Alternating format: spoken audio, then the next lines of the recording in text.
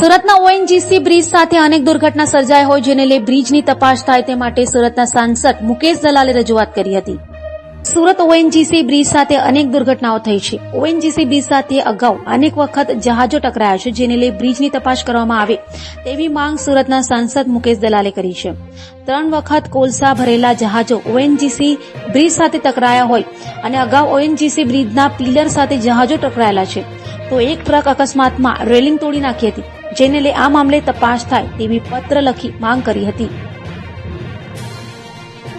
ONGC ના જે પત્ર લખ્યો છે બ્રિજ ને લઈને તે રીતનો પત્ર. ઓએનજીસી બ્રિજ જે ડુમ્મસ અને હજીરાને જોડે છે એ બ્રિજની જોડે ભૂતકાળમાં અનેક વાહનો અથડાયા હતા.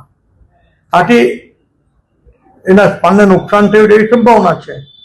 આ બ્રિજ પરથી ફોર વ્હીલર્સ ઘણા પસાર થાય છે અને હજીરાની ઘણી બધી મોટી ઇન્ડસ્ટ્રીના ભારે કમ વાહનોની આ બ્રિજ પર દિવસ રાત અવર જવર રહેતી હોય છે.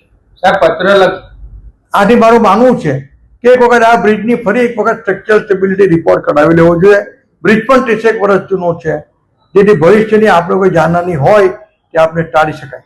સાહેબ પત્ર લખ્યો છે, તંત્ર વાત સાંભળશે કે પછી વડોદરાની ઘટનાની રાહ? મને લાગે છે કે તંત્ર જરૂર વાત સાંભળશે.